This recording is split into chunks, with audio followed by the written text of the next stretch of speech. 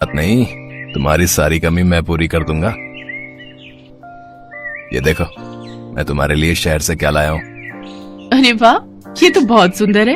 इतना सुंदर हार तो मैंने कभी भी नहीं देखा। अच्छा तो पहन कर दिखाओ।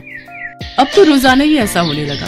सुमन अब बहुत ज्यादा खुल गई थी। वो अक्सर ही घर से बाहर रहती थी। महेश फोन करता तो भी वो फोन काट देती। एक दिन जानकी दास घर पर नहीं था। सुमन ने रोशन को पीछे से घर बुला लिया।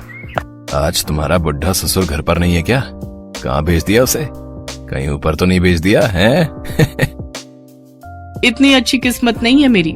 अपने भाई से मिलने गए हैं। बोल रहे थे शाम तक लौटेंगे, इसलिए मैंने सोचा कि आज तुम्हें ही घर पर बुला लेती हूँ। इससे अच्छा मौका और नहीं मिलेगा। चलो फिर बोतल खोलते हैं। मैं मुर्गा भी लाया हूँ। मैंने कब से मुर्गा नहीं खाया। मेरे तो मुंह में पानी आ रहा है। तुम बैठो, मैं अभी ग्लास और प्लेट लेकर आती हूँ। रोशन और सुमन उस दिन खूब शराब पीते हैं। दोनों नशे की हालत में बिस्तर पर लेटे हुए थे। तभी जानकी दास आ जाता है और दोनों को उस हालत में पकड़ लेता है। ये सब क्या हो रहा है सुमन बहू?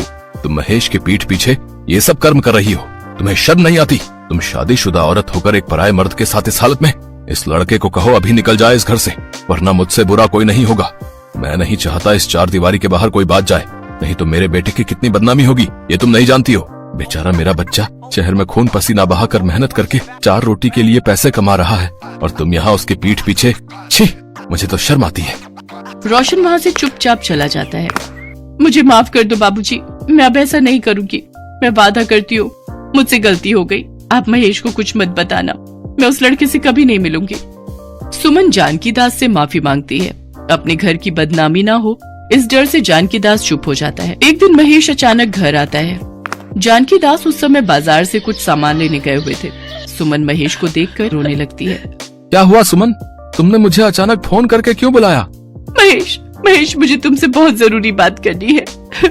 इतना कहकर सुमन महेश को कुछ बताने लगी, जिसे सुन